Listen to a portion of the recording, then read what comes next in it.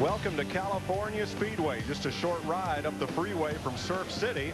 We're about to find out which of these 43 drivers can shut down the competition today in the 10th NASCAR Busch Series race of 2001. From California Speedway, NASCAR on Fox brings you the Auto Club 300 presented by Napa Auto Parts. Let's go trackside to Matt Yoakum. Mike, the one constant in 2001 has been the variety of Busch Series race winners with 8 different drivers in victory 8 in the first 9 races. A trend that Bobby Hamilton Jr. and Tony Raines hope to continue. Both drivers start in the front row and both still seek their first career wins. The California Speedway has never produced a first-time winner, but Hamilton Jr. and Raines couldn't start in a better place, as the 2 of the 4 races here have been won from the front row. Now to Speedway Illustrated's Dick Berggren. Thanks, Matt. This racetrack has a deserved reputation for long green flag runs. And the tires they are running today have a reputation for being as good at a long run in the beginning of a long run as at the end. That is a formula that makes strategy extremely important. So important, in fact, that the guy who wins today's race may not have the fastest car. He may have the smartest pit crew. To Mike Joy. Thanks, Dick. We'll give you a look at last week's MBNA winner's circle, where Mike McLaughlin at Talladega drove his Joe Gibbs machine into victory lane to celebrate with his crew with a big dive. And son Max, wife Katie, in a race that ended with a little bit of controversy and a whole lot of close competition. And the point standings from Talladega have Greg Biffle, the new leader, 3 points over Kevin Harvick, who had trouble early in that race. Jason Keller, Jeff Green, and McLaughlin moving up to 5th. So welcome to usually sunny Southern California. Mike Joy with Larry McReynolds and Darrell Waltrip getting set for this 10th race on a track that looks like Michigan, doesn't quite race like it. How close a competition? I'm still catching my breath from Talladega. How close is this going to be today? Well, I think we'll just see some more of the same. I mean, this is the same kind of racing we see on Sunday. They got pretty similar cars, pretty similar engines, and these guys want to win as badly as anybody does out here. The thing I like about California, though, Mike, I was driving down the street yesterday and passed a dump truck. He had chrome wheels on that bad boy. Yeah, but how was he cornering, Darrell? Oh, he was low. He was riding low, and he had chrome wheels. Well, Dick Berggren talked about it, though. Strategy. 300 miles, 150 laps. These cars have a lot more horsepower than they've ever raced here before with Fontana with the new engine rules. So fuel mileage, figuring out fuel mileage. These guys figure they can go about 50 laps on fuel. Some are saying they can do it on 2 stops. Some are saying they can't. Going to be very interested and could play a role in the results of this race. Well, things have cooled down a bit from Talladega last week, where Mike McLaughlin won, and Jimmy Spencer had some harsh comments after that win.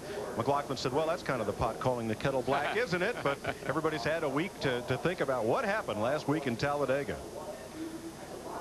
And he has no help up there right now. Nobody seems to want to go with him. They all seem to want to help Mike McLaughlin. He just left him right there with that drive to the body. Mike McLaughlin, what a run. Wins the Subway 300. Spencer is second. I'll tell you what, Mike McLaughlin drove a very dirty race. He won, though. But I don't forget. The man's wanting to win a race, Jimmy. Give him a break. Jimmy Spencer never forgets.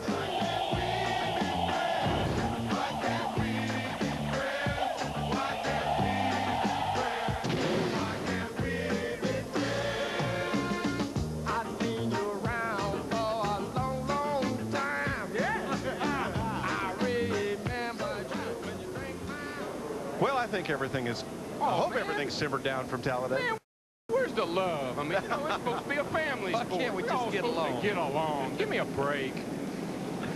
Let's look at the starting lineup for today's race. Bobby Hamilton Jr. is second Busch pole, and Tony Raines' his best super speedway start. That's the front row. And we got Greg Biffle, who won in Nashville a few weeks ago, and he was fast in final practice, and Steve can add. DW, everybody in the garage area thinks that Greg Biffle is the car to beat. He is the defending Truck Series champion. Next to him, Jeff Green, the defending Busch Series champion. Now, Jeff Green finished 3rd here a year ago. The year before that, he was running 3rd. Thought he had a chance to win, spun out with 10 laps to go. He wants to win this race. Mike Skinner, there are 3 races in this 21 car with 3 top 10s and 5th at Talladega last week. Joe Nemechek, this has not been his best track. Kevin LePage, though, finished second here last year. And as you saw, Mike McLaughlin won there at Talladega last week in an exciting finish. Randy LaJoie, the Daytona winner, best California results was 10th in '97. And Elton Sawyer there, he finished 7th and 9th in the last 2 races here in California. Todd Bodine won the inaugural race here 4 years ago. Marty Houston, a Busch rookie, but he has 2 truck races under his belt here. Matt Kenseth's average finish here, folks, 2. He's finished, his average finish here is 2nd. That's pretty good. That's pretty impressive. Jeannie? Impressive indeed, guys. We may be 40 miles northeast of Disneyland, but this is Matt Kenseth's personal magic kingdom. In 4 Busch races here, he's never finished lower than 3rd, and that includes 2 W's, 2 wins in '99 and again in 2000. As he goes for the three-peat today, keep this in mind. This is the first time he has qualified and will start outside of the top 10. So maybe one of the first times he comes to California with a challenge, and he says he's ready for it. Have a look through the rest of the starting grid as we're getting set to start this race. Jay Sauter, he was 10th here a year ago. Tim Sauter, former ASA champion. Scott Wimmer, he's 2nd to Greg Biffle in the rookie point standings. Mike Chase, first NASCAR Busch Grand National race, former Winston Western champion. Jeff Streeter there, he's a 21-year-old kid from Iowa, making his debut at Nashville a couple of weeks ago. And Mike Wallace, he has 3 Busch Series wins. And earlier today, Brendan Gaughan won the Winston West race. Yeah, he did.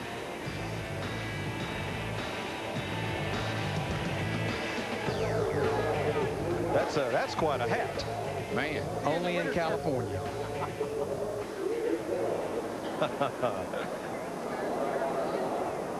Yeah. Okay, guys, we're fixing to go racing here. Let's pull on them belts. 300 miles. Starts are always a little tense here because the cars are all bunched up and haven't been on the track since yesterday.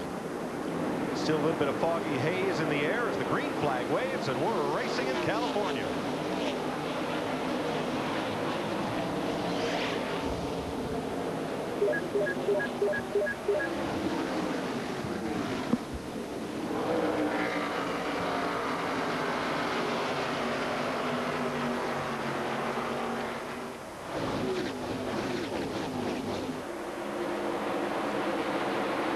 Good clean start, but they don't waste any time getting 3 wide here. Oh no, you gotta get them while you can. Right now, it's closest to the front. Some of these guys are going to be all day, so they want to take advantage of it. These guys, they like to run around the bottom, but wide racetrack. We can run 3 and 4 wide here. You can really get 2 and 3 wide in the middle of the corner, but it really tightens up, believe it or not, coming out of both these corners. Cars really want to push off and almost knock the wall down sometimes.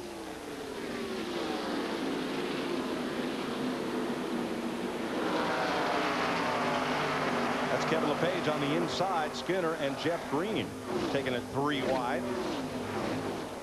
And you'll see that a lot because the guys will get to racing side by side. They'll get close to each other. It will cause the cars to push. The guy on the bottom coming off, he can get on them and pass them both.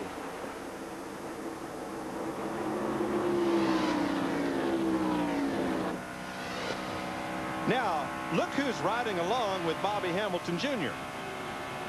Matt Yoakum. What is that? Well, Mike, right before the drivers were told to start their engines, Bobby Hamilton Jr. snuck up on Jeff Green with this bunny, rubbed him up against the bunny, rubbed his car, rubbed his crew members, trying to pick up some good luck. He knows the great luck that Jeff Green has had over the past year and a half. He's trying to get some of himself just to pick up that first career win. Well, we've seen Bobby Jr. run really good everywhere he's been. Qualified great, but he can't seem to finish them off. Seems to be a great starter, but he's got to work on getting there to getting it to finish. And there's a long history of drivers carrying Lucky Charms in their car to try to help them perform better. I knew a guy carried a monkey in his car. There's Greg Biffle in that 60 car right there. Fastest in practice yesterday. Walked through the garage here again. Said, this is the man to watch here today. Look at him all the way to the bottom of the racetrack. He wants the lead here. By the way, Larry, it was a real monkey. It wasn't stuff like that thing. It was a live one. It was a live monkey. Live one. Yeah. Boy, 3 wide. Look at Tony Raines in the 33 car. Biffle thought he had the lead. Looking up at the high side at Hamilton, who wiggles a little there, and Raines just came right under both of them. You know, Darrell, the straightaway speed here is so high. The draft definitely plays a role here. You can get a good tow from another car in front of you. Oh yeah, this track is really fast. They're probably doing right close to 200 mile an hour at the end of the straightaway. And right through the middle comes Harvick. And you can do that. You can get away with that here. You got enough racing room that you can really mix it up. Makes it exciting to watch, fun. A little tense for the drivers. Tough day for Mike Chase, who was in the Rich Bickle backup car, ran one lap, and now being pushed to the garage. We've got a wide racetrack, and Darrell, this track is so smooth. There's not hardly a bump on it. One little bump, I think, down at turn 1. Yeah, they'll hop a little bit down there, but not much. And they can really run an aggressive shock package here. It gives them a lot of straightaway speed. Keeps that nose pinned down. Well, Darrell, we had 3 laps of 3 wide racing, and now everybody's single file. Well, it doesn't take long to realize that ain't going to work, and it's not going to work very well anyway. So everybody wants to get in line, get on the bottom of the racetrack, let their cars, tire pressure building up, let everything settle down here and see how the car's going to be over the long haul. When you run side by side, it hurts your speed. Oh, yeah, and it's real dangerous to do early in the race because everybody's still slipping and sliding around a little bit. But you got to kind of try to pass them when you can, and that's your best opportunity right there in the get-go. Kenseth upside of Sauter. Well, he doesn't look like a guy that has a 2 average here, does he? No. 2 wins and 2 third-place finishes. Jeff Fuller, who started Joe Nemechek's backup car, has taken that car to the garage.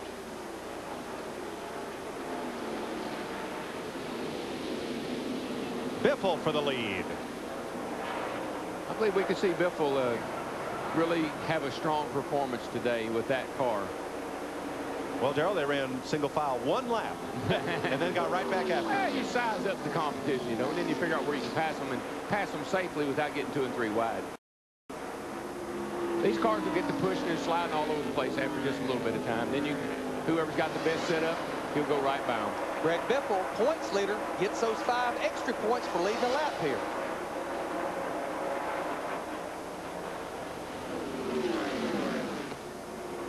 As you can see, everybody's right around trying to hug that bottom. Got to get that car right to the middle, right in the middle of the corner. Want the left wheel to be on the white line so he can use all the track coming off.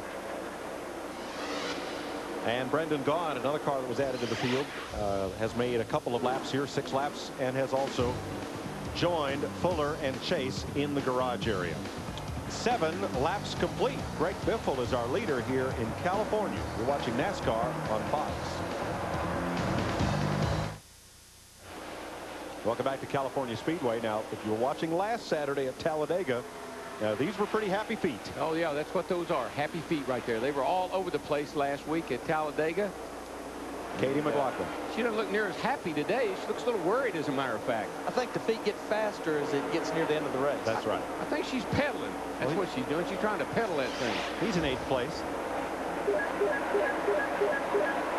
Pit stop for 83 Jeff Streeter. He goes back out.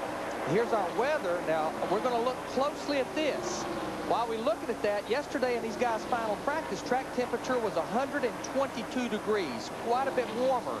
What this means, these cars will grip the racetrack a lot better. But one thing it also means that these motors are going to turn more RPMs. You got to be real careful. A lot more RPMs on the front stretch than the back stretch. Yeah, except for the fact that we got 100% humidity, and that doesn't make the greatest power in the world. So it makes the cars a little sluggish. We got heavy air, and these cars are pushing a lot of air. The sun is trying to poke through, and Darrell, to be successful at Fontana, it's the race team that can keep up with the racetrack, because this racetrack definitely changes as the race goes on. Buddy, if that sun comes out and this track temperature shoots up to over 100 degrees, wow, the guy leading the race right now, he might find himself getting lapped in a hurry. Well, the guy leading the race is streaking away, Dick Berggren. Triflosi has just told Greg Biffle, just told his driver, Bobby Hamilton Jr., that Greg Biffle is in a league of his own, but you're doing great. Indeed, Biffle is in a league of his own. He has absolutely taken off. He has just called in and told his crew chief, Randy Goss, that the car is almost perfect. Almost perfect. And he is opening up space between himself and everybody else. To Steve Burns. Well, Dick, it's been a long week for Joe Nemechek's crew and crew chief Brian Patty. After the race at Talladega, they went straight to Sears Point, California. That's because their boss, Joe Nemechek, is going to field the car in the road course race there for Ron Fellows. And test was concluded, they came directly here to Los Angeles. It's been a long week. Normally at a road course, Ron Fellows is in a league of his own. Yes. Oh, yes. And, of course, Randy LaJoy is a teammate to Nemechek there. So they've got a lot going on at Joe Nemechek's little racing operation. Sean Woodside, one of the Winston West drivers who also attempted this event, has gone to the garage. So high attrition very early. Bobby Jr. there, he's still hanging in there in the 6th place. Continuing to battle Matt Kenseth and the 43 of Jay Sauter. Now they've been side by side just about the whole 15 laps. Yeah, and you got a new sponsor on that 43 car there, Morton Salt. When it rains, it pours, as we all well know. This is a battle for 21st. And Scott Wimmer right with them in the number 23. There's Hank Parker Jr. Boy, I keep waiting for Hank Parker Jr. there. Hank Jr., I think we decided we would call him, to break out and do something really good. That kid's a great little driver. It's a good team.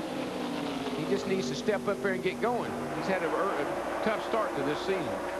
Ashton Lewis right there with them, and Jimmy Johnson in that pack.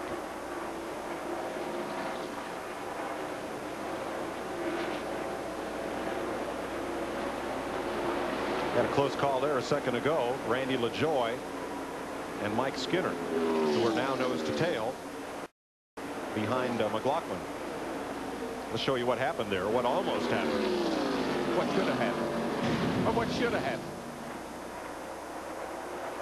Tight formation down into that corner, and Randy got a little bit loose. Ooh. Kind of swerved up into the 21 car, the Skinner. But he hung on to it. No harm, no foul.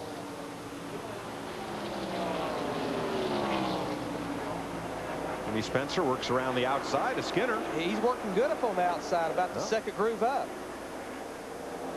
But look at the gap that Greg Biffle has already opened up on this field. It's 3.2 seconds after 17 laps. And that's got to be a happy car. I mean, it's a cloudy day, but that's got to be a happy car right there. Well, but the sky is brightening. It's really gotten a lot brighter here in the last half hour, and if that sun pops out, we'll see if it becomes a different story. 18 laps complete at California. You're watching the NASCAR Busch Series on Fox, presented by Napa.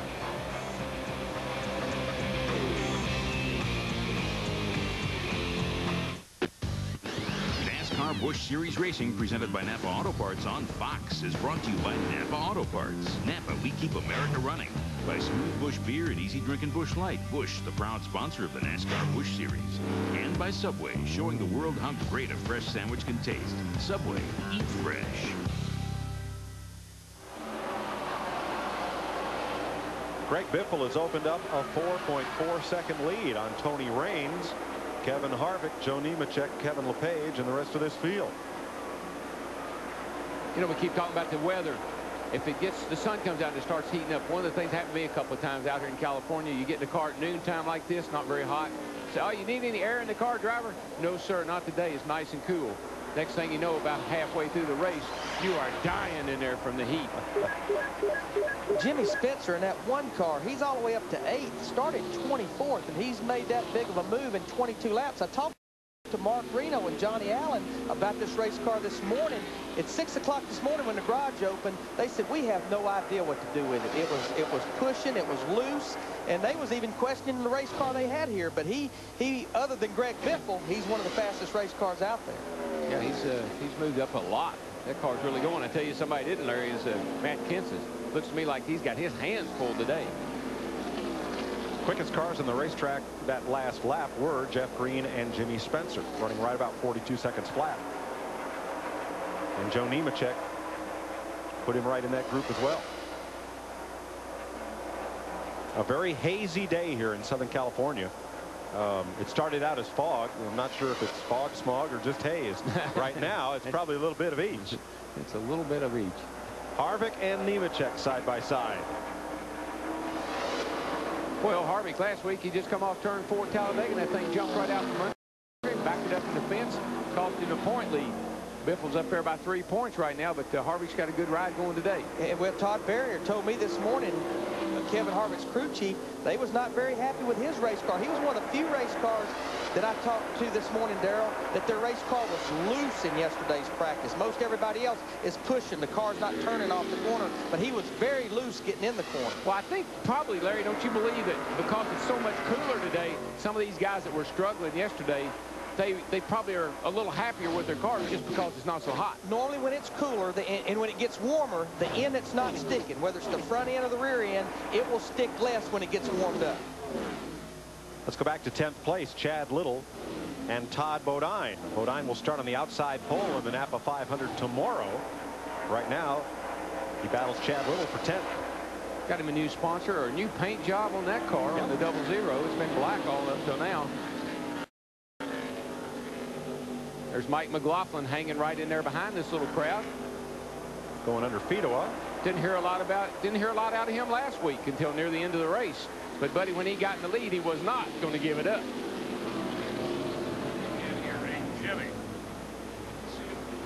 Jeff Hammond, what's going on down your way?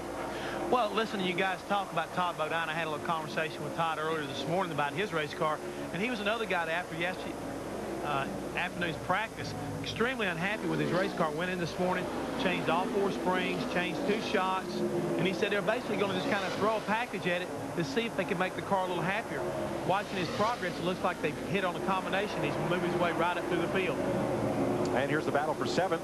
Jimmy Spencer moving underneath Bobby Hamilton Jr., the pole sitter. Now, you might consider this. The guys that are making the big moves are Winston Cup drivers. They were on the track this morning. They have a little track time under the conditions that we're racing under right now. That may have helped them make some good decisions on what to do to their race cars.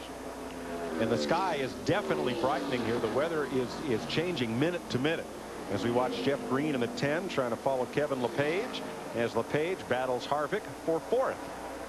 And I know we hate to, I don't like to keep harping about the weather, but this track particularly and these cars on this track are weather sensitive. And if this weather makes a big change here, we're going to see a big change in the complexion of the race. And the guys that can make the right adjustments on pit stops, they'll be the one that goes to the front. All right, clear, clear. Kevin LePage having a mighty good run right there in that 71 car. He's 4th place, hanging in there pretty well in that State Fair car. And he's run down Tony Raines, the 3rd place car.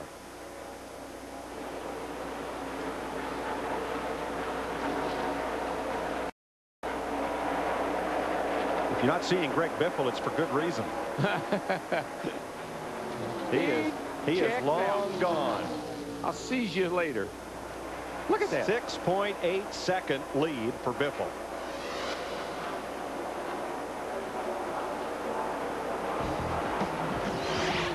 Biffle out front with Nemechek, Raines, LePage, and Harvick. You're watching the NASCAR Busch Series on Fox, presented by Napa.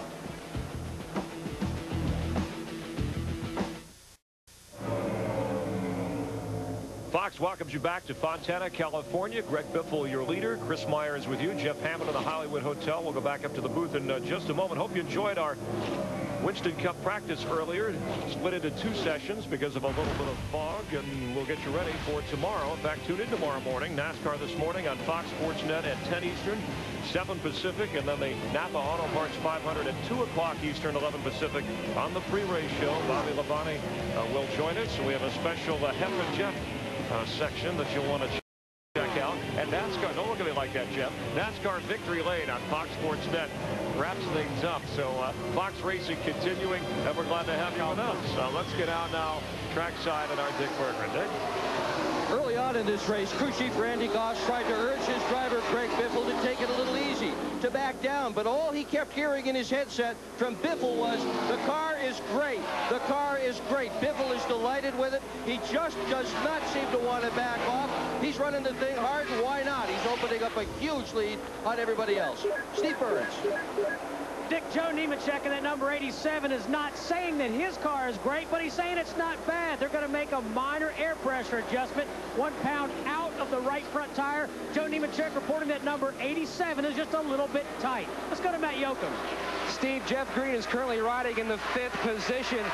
During the final practice session yesterday afternoon, Jeff and his crew chief Harold Howley tried different adjustments, looking for trends, knowing weather could play a factor today. Right now, his car, just like in the final practice session, is sliding the nose off turn 2. They've got some notes. They're looking them over, seeing what changes to make on their first pit stop, which should come around lap 47. To Jeannie. Well, Matt Kenseth is complaining his car's a little loose, and that also describes the makeup of his pit crew today. His crew chief, Russ Strupp, is suspended for one more race. Now he's also the jack man, and that's where Kevin Pinnell comes in. Recognize the uniform? Yeah, the fire suit. He was borrowed from Dale Earnhardt Jr.'s Winston Cup team. Now, Kenseth's Cup crew chief, Robbie Reiser, willing to call the shots today, but he says, don't call me the crew chief. So he's going to hang up on the box and make the calls. Now, the acting crew chief, this is a colorful bunch in here, is Bobby McKee. Now, he is a regular gig. He is a tire carrier, so he's got a job to do, and he's going to hang on the wall. We'll get it all squared away and hopefully improve Matt's day. Guys? Thanks, Jeannie. Matt Kenseth, two-time winner here, trailing this pack. And as you hear us say all the time, I mean, you got to have a good pit crew, got to have a good car, got to have a good driver. So they're a little bit in shambles there in the pits. Looks like they need to tighten up in there. That'll help Matt on the track. Mike McLaughlin battling there, last week's winner at Talladega.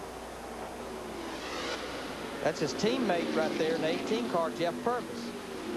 Trying to come up and help him battle the 74, Chad Little. Well, it's plenty early in the race, and these guys, I'm sure, have lots of adjustments built in their car today, Larry. They got spring rubbers, and they got the track bar, they got air pressure, so many things that they can do to these cars when they start making their pit stops. Particularly if we happen to have a caution, they got extra time to work on. And you've got to have those adjustments. You've got to be able to make them. And you want to make the adjustments that will slow your pit stop down the least amount. Right. That's why under green, if you can just gas and put 4 tires on, gas it, that's the best thing to do under green. Don't start monkeying around with a bunch of adjustments. Air pressure is the best thing to do because that's not something you actually have to do on the pit stop. Exactly. You know, I've watched Mike McLaughlin through these 36 laps, and just like at Talladega, he's running them all right on the bottom of the racetrack. Yeah, you see these guys get their left wheel actually down below the white line. I don't know why, but that left tire on that white line, it gives it a ton more grip. When that tire gets on that white line, it's just like it sticks to it. And that's why you try to get down there on it and even ride on top of it if you can. And Chad Little there in 74, I don't think I've yet seen him run a lap on the bottom of the racetrack. He's been battling up high since we dropped the green flag. Which means probably his car's a little tight. It's a little tight, and he has to run a little higher line there. Little larger arc around the corner. Little uses the lap car as a pick to fend off McLaughlin. Shane Hall on pit road. This is as close to a rout as we've had this year. Yeah, we haven't seen these cars separated this much all year long. But I tell you, Jimmy Spencer's back there, and he is nipping away. It's a long way to go, don't get me wrong, but he's nipping away at Biffle's lead. And he's up to 6th position, Jeff Hammond. Larry, Darrell, Mike, I'd like to point out, if you'll think back a year ago, Greg Biffle and Randy Goss went to the sister track in Michigan and did about the same thing in the truck division. They like this style of racetrack. They've got a really good setup that seems to fit Greg Biffle's driving style, and they're making it work in Busch cars as well as they made it work in the trucks. You know, as I watched Jimmy Spencer in the one car, the one thing I asked Mark Reno this morning was about fuel mileage, because we got to think back. They have run Jimmy Spencer out of fuel the last 2 weeks at Nashville and Talladega. So when you think about fuel strategy, we're at lap 39. About 11 laps from now, these guys are going to see if they can or cannot do it on 2 stops. All green flags so far here in California. This is the NASCAR Busch Series on Fox, presented by Napa Auto Parts.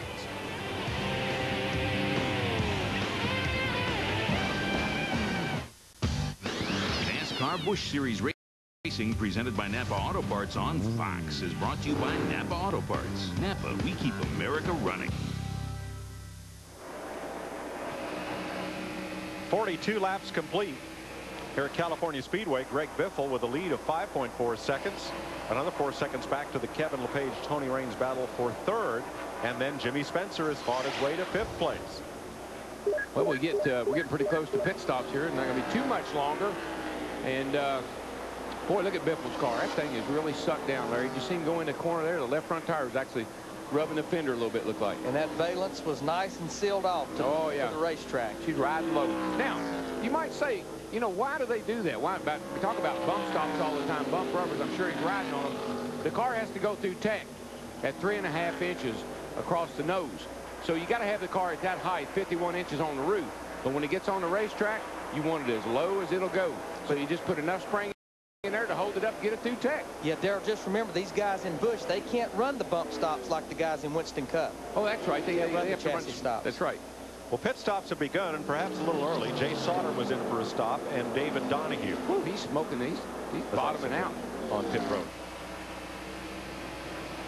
Watching from Mike McLaughlin, battling there with Scott Wimmer. Scott Wimmer, he started way back in 31st position. I talked to his crew chief, Robin Barker, who we call Booty as well.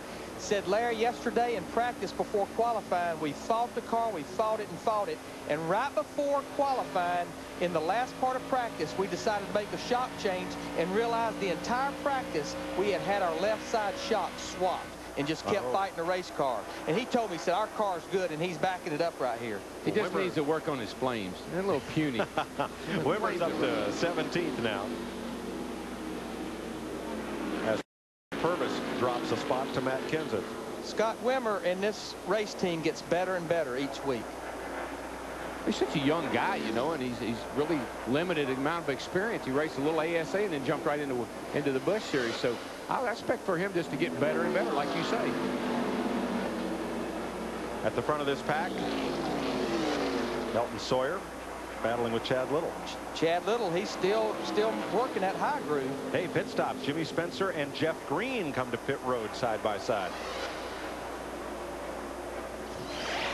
This is at lap 45. Well, that's an improvement, I believe, Larry, on that one car as far as not running out of fuel. Look at the brake dust come out of that right front tire. Hard to believe you'd use that much brake here, but a lot of brake dust there on the ground. You can see it right there, a little puddle of it. Saw it fall out of the wheel when they changed the tire. Matt? 4-tire stop for Jeff Green. We told you earlier he was talking about his car being tight. They made an air pressure and chassis adjustment. He finally pulls away. Greg Biffle is in. The leader has given up his 6-second lead. Dick Berggren. It's a bit early for Greg Biffle to be coming in, but their plan was to be sure they took no chances at all. They are going to take 4 tires. They just didn't want to run this thing out of gas. He comes into one of the biggest pit boxes these guys use. 20 feet wide, 42 feet long, as the crew goes to work. They are only going to change the track bar a little bit to try and tighten it up. 7 is in, 7 is out. Biffle right in front of him now. Bobby Hamilton has started on the pole pit. Biffle off with a little over 17-second pit stop. Good one for Biffle. Bobby Hamilton into pit. His dad has been talking to him on the radio, trying to encourage him. Hamilton started on the pole. His car has not been nearly as fast as Biffle. Dad's just trying to encourage him, telling him it's okay. A little over 18 seconds. Not the best stop for Hamilton's crew. Nemechek, Keller, McMurray have been in. Now Tony Raines on pit road. McLaughlin, David Green, and a whole group of cars pitting under Green. You see Biffle kind of backs and forth there. He's just trying to get the air pressure built up in the tires. He's working the tires and just trying to get the pressures up. They run them real low once they get going in the race. Matt? Tony Raines on pit road, lap 47 for his first scheduled pit stop, a 4-tire stop.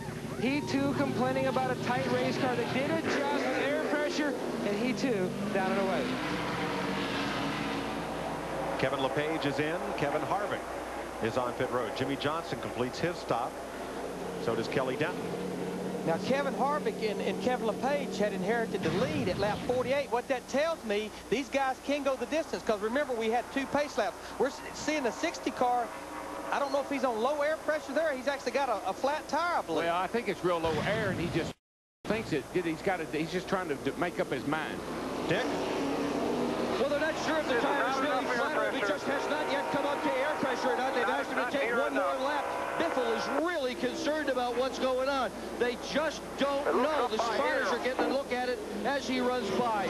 He may have to come in and pit.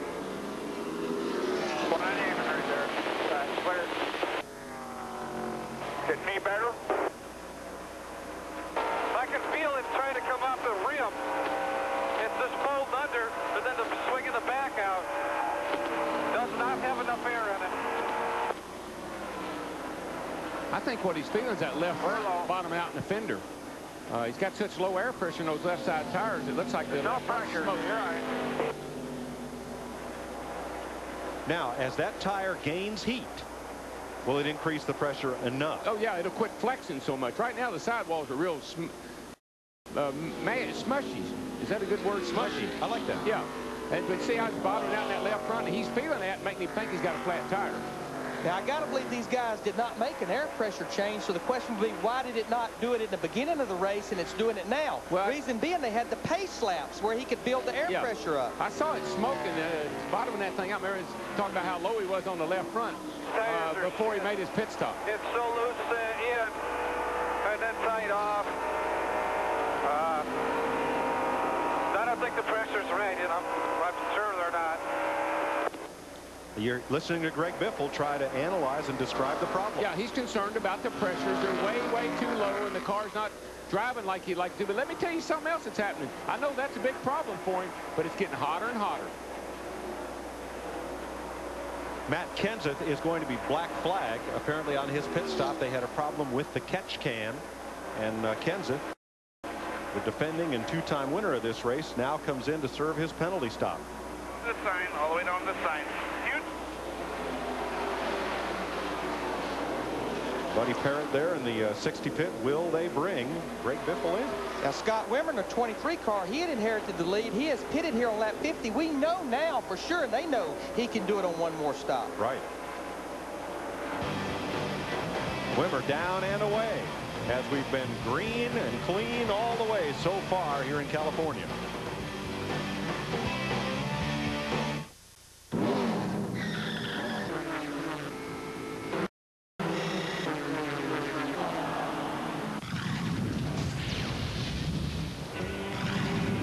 .54 laps complete. Here was the problem with Matt Kenseth, not the catch can, but the fuel can. And NASCAR says if you drag equipment from your pits, it's a penalty. Under green, you have to come back in for a stop-and-go penalty. And we were talking about that pit crew earlier, you know, that there was a lot of substitutions going on down there. He's going after his can now as bad as he hates to. Tough break for Matt Kenseth. They're trying to figure out how that happened. There's the dry brake coupling between the fuel can and the inlet on the car. It's like a quick disconnect, and it has to be pretty straight for it to go in and come out. Now let's get an update on the number 60, Greg Biffle, who has gone back to the lead but had that concern about low air pressure in the left front tire. Dick? Well, Mike, we haven't heard anything from Biffle in about the last 3 or 4 laps, but just before that he came on the radio and said how difficult it was to hang on to the car, and there was a big loud, oh my goodness, I almost wrecked just then. He is hanging on quietly at this point. Right now they're not getting ready to change the tires at all, so boy, I'll tell you what, this has gone from it being a perfect car to not a good car at all. To Steve Burns. Dick J. Sauter brought that 43 car to pit road on lap 41. The battery had gone dead. They had spent lots of time on pit road, took the left rear tire off, put a brand new battery in where the battery compartment is. He lost a lot of time on pit road. They don't know why it went dead. Let's go to Matt Yoakum. Todd Bodine was one of the cars that waited the latest to hit pit road. Lap 49, he made his stop 4 tires. He made 2 air pressure adjustments trying to help get his car turned. It still is pushing, but they do feel like the changes are starting to help. He's made up 5 spots since his pit stop. The significance, though, of waiting until lap 49, they now feel like they can go the distance on one more pit stop if this race does go caution-free. To Jeannie Zelasco. Well, gas man for the 17 crew, Matt Kenseth, learning that the gas can was too tight. Art Harris getting a lot of, hey, it's okay, attaboy, we'll get back out here. But it was the car that was way too loose, guys. They took a pound out of the right rear tire this last pit stop and 3 rounds down on the track bar and saying, let's forget about this incident and let's move on. If we look down the back straightaway, we're going to see the 87 car, Nemechek, get a great run on Biffle there. Biffle just kind of lets him go. Went from 6-second lead to losing the lead. Green flag all the way so far at California Speedway. New leader is Joe Nemechek. More NASCAR on Fox after this.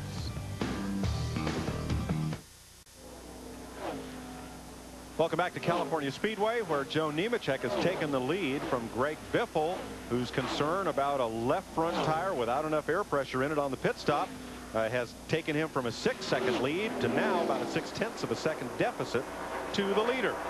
Now, Biffle is our point leader, and he is a rookie contender. Today's Pep Boys Trivia: what is the highest finish in the Busch Series point standings by a rookie? He won the championship. That's not what my card says. Well, didn't Dale Jr. win the championship? As a rookie? Yeah, in the Busch Series. Not as a rookie, I don't think. No. I think it was his second year. Yeah. Second year, okay. I want to say third. And you're right. Happened twice. Kevin Harvick last year for one. Yep, and Steve Park in '97 finished third in the point standings. What? A point for Larry, and our next question is worth another bag of popcorn. Okay? Down to my popcorn. More tomorrow. Yeah, folks, we got a 300-mile race. We only got 200 miles worth of popcorn. I had to cut back. Yeah, I had a restrictor popcorn. You know, Joe Nemechek went right by Biffle in a hurry, but Greg Biffle now, he's maintaining, not losing a lot of ground to Joe Nemechek in '87. Obviously, the tire pressure's up where it needs to be. What these guys will have to do if this next pit stop should be a green flag stop, they're simply going to have to start the pressures up on the tire. Up a little higher, not so low. They can keep the differential between left and right and front and rear the same, just come straight up with it a couple of pounds possibly. And it takes several laps for that crew to get that driver settled back down. I mean, you had a 6-second lead. You had a perfect car. You make a pit stop. You didn't do anything wrong on the track, but in the pits, they kind of got you messed up, and it takes a while to get him calmed back down. There's your defending champion, third place right here, defending series champ, Jeff Green, 7 seconds off the lead. Whoa, there comes Old Yeller. Old Yellers are coming off the turn 2 there, chasing down Mr. Green. He just went by Kevin LePage in the 71 car and moved him into 4th position. LePage is having a good run. You know, he didn't make the Cup race. He missed a Cup race in the 4 car there, McClure's car, but he's having a great run in the Busch car today. Well, boy, Jimmy Spencer's got a good race car. Well, he does. I mean, that's impressive. Started 24th. And these cars are 1.5 seconds off the lead. Well, when Biffle had trouble, that helped a lot of people gain a lot of ground, because there was he was putting people in trouble in a hurry.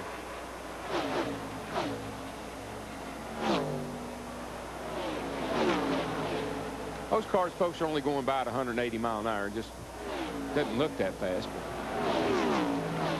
Sailing back. I must have been spoiled at Talladega, Darrell, because these cars are pretty well spread out around the racetrack. Oh, yeah. We got little clusters everywhere.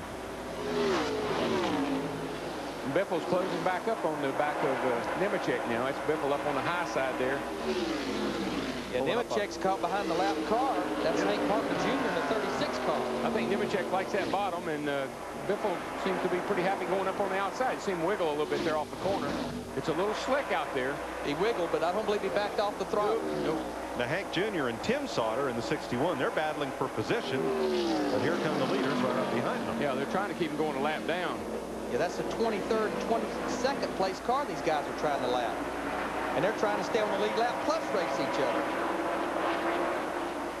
Notice how Nemechek will get away from Biffle. He'll drop to the inside, try to break the air away from him. Hank Jr. there's got a good view of him right behind him. He'd like to keep him there until hopefully maybe a caution would come out and he'd get back on the lead lap. Boy, Greg Biffle, he drove that thing off into turn 1. Got a good run up on the outside that time. Car stuck, and he was able to stay in the throttle. See, that's a clever driver, though. He was really good around the bottom. They made some changes to the car that he didn't really like. Now he's moved up on the racetrack, and now he's back leading again. Bobby Hamilton Jr., he's trying to move back up after pit stops. Just went past Todd Bodine there in the 00 for 7th place, but you see ahead, he's got a long way to go. 2 seconds to catch 6th place, Kevin Harvick. And 18 seconds behind the leader.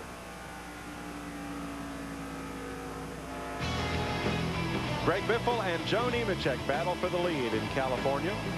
The NASCAR Busch Series on Fox is presented by Napa. NASCAR NASCAR Busch Series racing presented by Napa Auto Parts is brought to you by Wendy's Cheddar Lovers Bacon Cheeseburger. Cheddar makes it better. By Fran, pay a little more now or pay a lot later. And by Autotrader.com, the biggest, best used car site on the planet. Fox welcomes you back live to the Auto Club 300, presented by Napa Auto Parts as we come to you from Fontana, California. Greg Biffle has led 47 laps at 70, the points leader in the Busch Series coming in. We've had 9 different leaders and 10 different lead changes. Jeff Hammond also among the leaders here. Joe Nemechek currently running second. We counted 8 drivers in the Busch race that also are running in tomorrow's Winston Cup race, and this happens quite often on an average week. You are in favor of that, as we have seen with Kevin Harvick. You think it's a real advantage for a driver to run in both if he has the stamina? I really do. I think you get an opportunity to go out there and get laps on a racetrack, pick up tendencies. What NASCAR's been able to do is make the Winston Cup and Busch division so much closer than years past. It's easy to take something from Saturday that will help you on Sunday. So if you're a young driver, the more laps you get, the better off you're going to be. And if you're a veteran, you're able to come back and tell your teams, hey, this helped us a little bit yesterday. I learned this about the racetrack. Let's apply it to the race car. In what way can it be detrimental? Really hot day. Darrell Walton talked about it several times. Physically and mentally, it can wear a driver out. It can take a little edge off them coming into a race on Sunday. But I really believe today, most of these drivers are so well conditioned, they're able to handle it much better.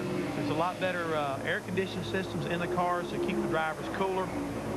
Cars, I think, work better than ever before. All these things kind of lend to the fact that you can do a Saturday, Sunday show better than ever before. Yeah, guys like Dale Jarrett, he runs more to stay in shape. Tony Stewart is hired a dietitian to help with his fitness. And, you know, it was Robin Pemberton, the crew chief for Rusty Wallace, telling me this morning that he also is watching the Busch race closely, Jeff, for tomorrow to see what they do with their tires. Expound on that. What's that we're talking about there is, Larry McReynolds said about it earlier, you have to anticipate and have your car very tunable. This is what these guys are doing. They're watching what kind of changes are going on. Early on in this race, it was overcast and cool. You have your car set up one way. Now they're starting to burn off. The track's getting warmer. You're making adjustments.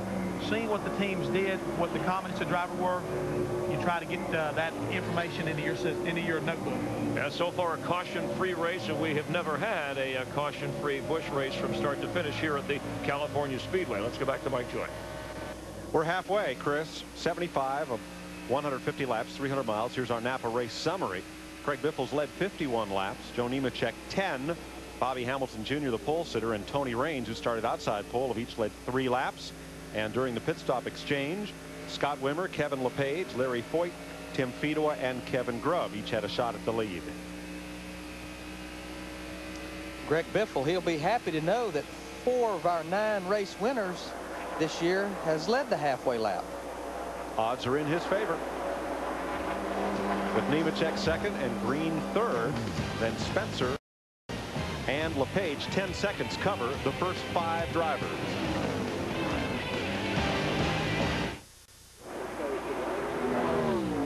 Welcome back to California Speedway, where Greg Biffle and Nemechek have been switching lead back and forth. One car trailing a lot of smoke down the front straightaway, and it's the 59 of Rich Bickle. Caution is out for the first time today. Boys plays hard on motors. You can't ever really figure out exactly what gear you want to run, but if you labor that motor down this front straightaway, 70, 88, 8900, sometimes they won't take it. A couple of unscheduled pit stops while we were away. Kenny Wallace was in, and they went under the hood on his car, and the 27 of Jamie McMurray also making a stop. So both those cars falling back a bit. Should be a good chance for a lot of guys to get back on the lead lap here. Here comes the 54 car, and also Hank Jr. got back on the lead lap. There you see the smoke from Rich Bickle's car. That has put us under the first caution of the day. So we got to nearly 80 laps, past the halfway mark before the but guess what? Guess what? We're going to have us a good race now. Everybody's going to get to adjust on their cars a little bit. Everybody's going to be able to fix whatever's wrong with them. When they drop the green flag next time, boys, we'll obviously see a whole new show. And we were actually being told this is probably a break for Greg Biffle, that they did not get that car full of fuel when they pitted earlier. Man, they didn't have enough air, didn't have enough fuel. They didn't all kinds of problems. All kinds of problems in there. So they'll make an appearance on pit road, but not the last one today. 70 laps to go in this race. 20 cars on the lead lap. Still plenty of cars to race for this win. Yeah, and if that's a break for Spencer, we know he's got a pretty good car, and he's sitting up here in 4th place. There's Green in 3rd. And it's been an up and down day for Greg Biffle, who's jumped out to a 6-second lead and then had problems.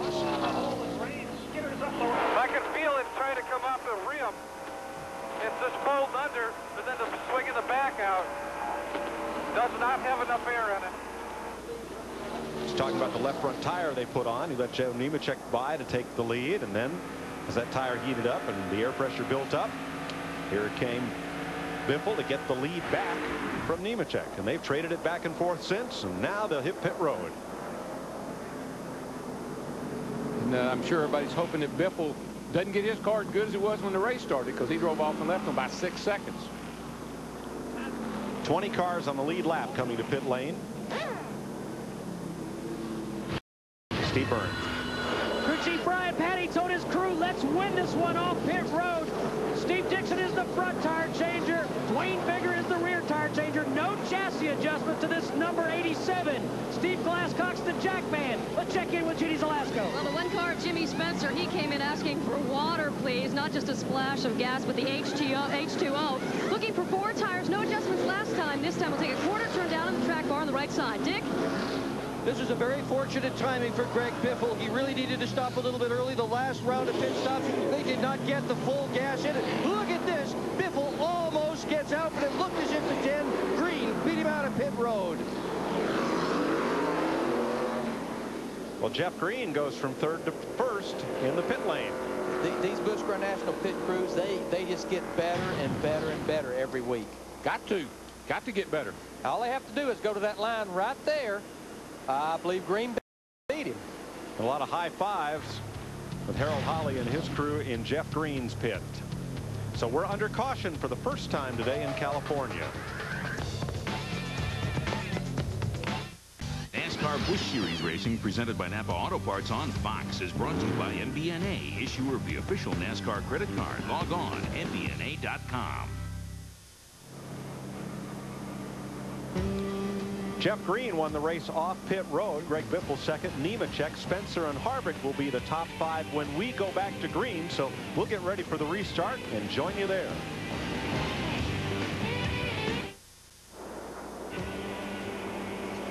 We're getting set for the restart. You're watching the NASCAR Busch Series on Fox from California Speedway. Today's race, the Auto Club 300, presented by Napa Auto Parts. We're past halfway, 83 of 150 laps complete. Okay, we'll crank it up and allow you to enjoy the sounds of all those horsepower as they come to full song for this restart. Crank it up.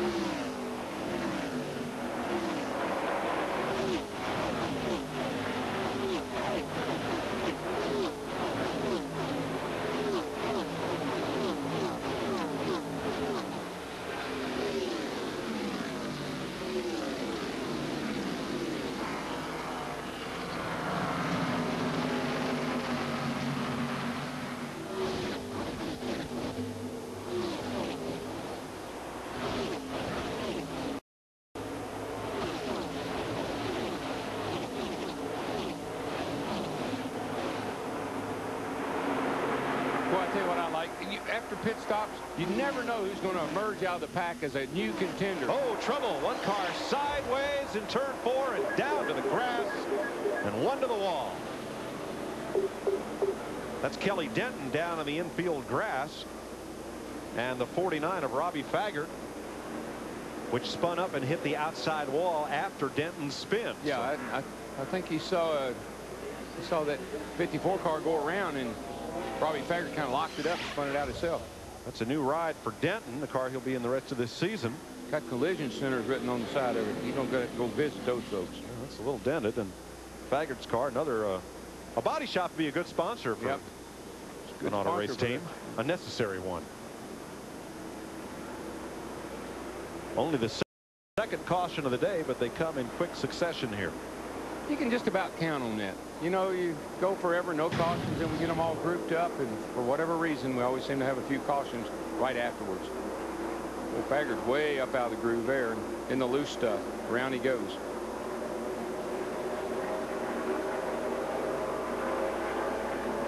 Meanwhile, Kenny Wallace has taken his car to the garage. Here's another look. And there's Denton. I believe this is what I think Robbie Faggart probably saw.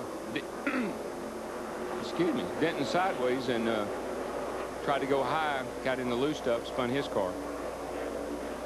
Kenny Wallace to the garage. Third DNF in last 4 races. Overheating for Wallace. Yeah, that's too bad for Kenny. He just can't get any love. And a look back. Oh, there's what happened. Yeah, he checked. Purvis checked up. Faggart had to go out to the right to miss him.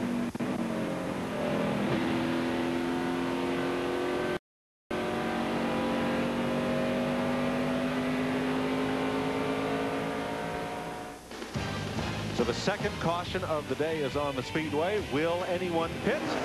We'll find out when we come back to NASCAR on Fox, presented by Napa Auto Parts. NASCAR Busch Series Racing, presented by Napa Auto Parts, brought to you by John Deere. Nothing runs like a deer, and by Redmond Comfort Force Work Boots with Super Sole 2.0. Boots that work all day. Cleaning up the second caution of the day, and only the 2 cars involved in the incident made stops on pit road. Meanwhile, Rich Bickle has come back into the race after a stay in the garage area. We'll be right back.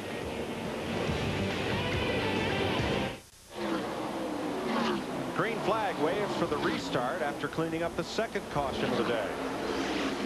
60 laps to go. 1 more fuel stop required. And Jeff Green out front. Got his 5 bonus points for leading the race, and now he's going to see if he can hang on to that lead. And that could be a tall order.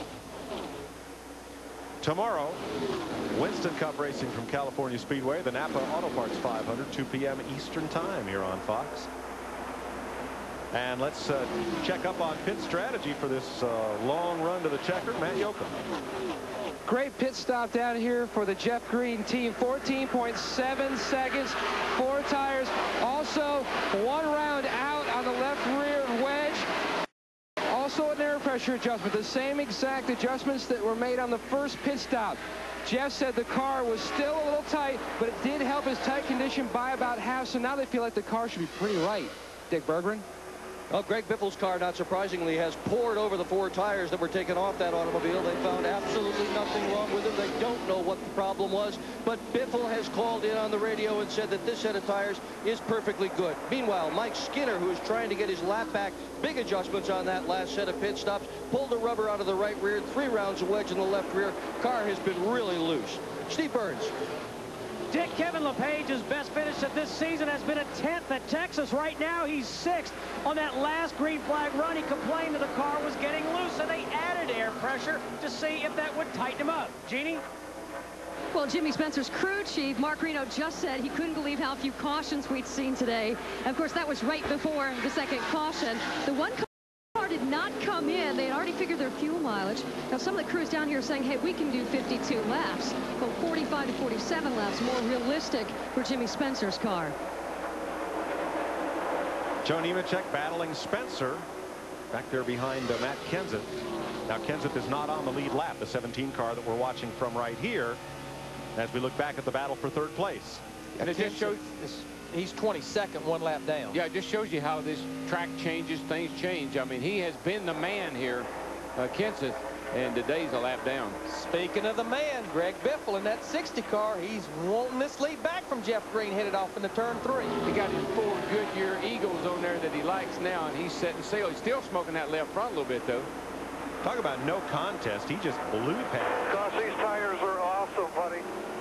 This thing is, man. Well, that's bad news for the rest of the field. Steve? Bad news for Jamie McMurray, Mike. He's here in the garage. Jamie, the crew's still hard at work. What are they doing and what happened? I think a ratchet broke in the rear end. The car started off pretty good, but it just kept getting looser and looser. And, you know, there the last 10 or 15 laps we ran, it was just about undrivable. So we're going to go ahead and change gears and try to get the Williams Travel Center Chevy Monte Carlo back out on the track. You know, for an instant, I thought we were at Talladega because down in turn 1 in the midst of that pack, they went in there 4 wide. Well, the groove has really moved out. It's widened out, particularly down in 1 and 2. It seems to be still around the bottom on the 3 and 4, but down in 1 and 2, they've gotten higher and higher and higher.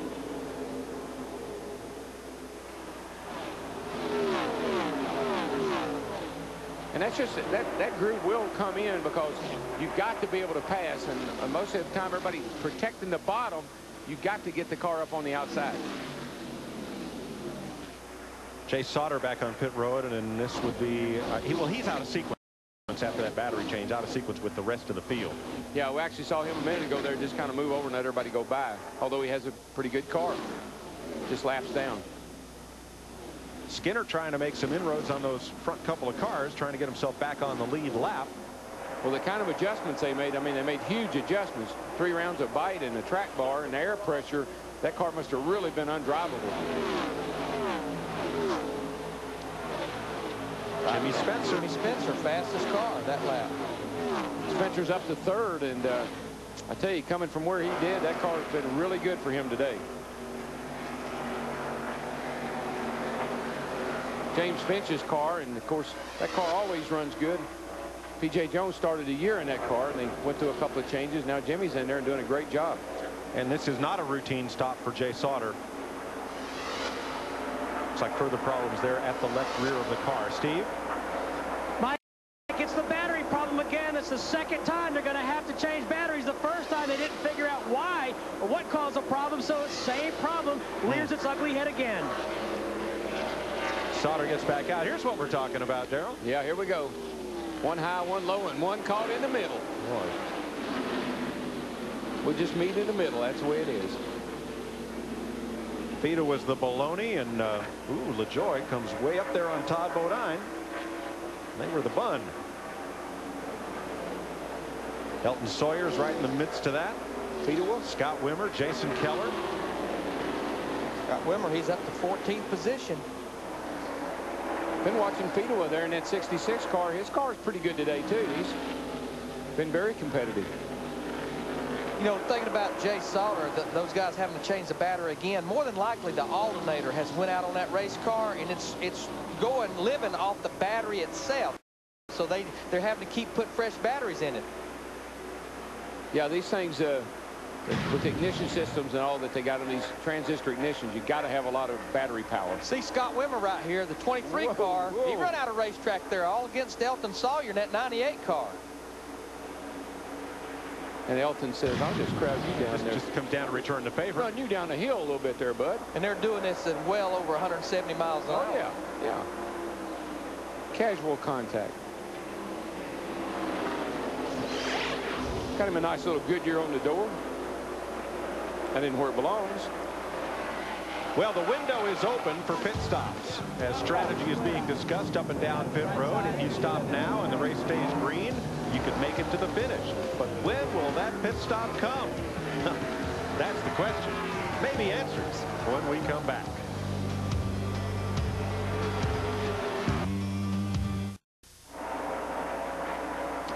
Here's your lead battle. 4 cars strong. Green, Biffle, Spencer, and Nemechek. Jeff Green came up and snatched the lead for about 2 or 3 seconds, and Biffle drove right on back by him. It was as if Green never had the lead. And officially, he didn't. Our Napa race summary, now 10 different leaders. 16 lead changes, and we've had 2 caution flags, slowing the average speed to 169.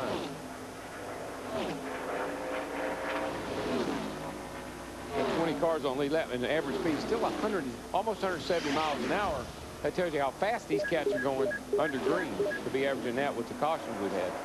So, Larry, 47 laps to go. How long do you want to wait before you make that final trip to pit road? Well, there's no sense in waiting till you need fuel. You know, you might as well get in there just a little bit early. and a lot of them's going to be on here with about 20 or 25 laps to go.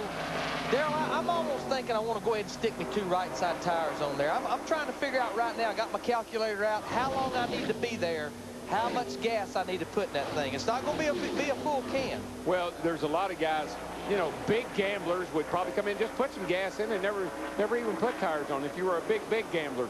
But you'd have to have off a good race car to do that. But now, do you want to stay out until you only need 1 can of gas to get to the finish?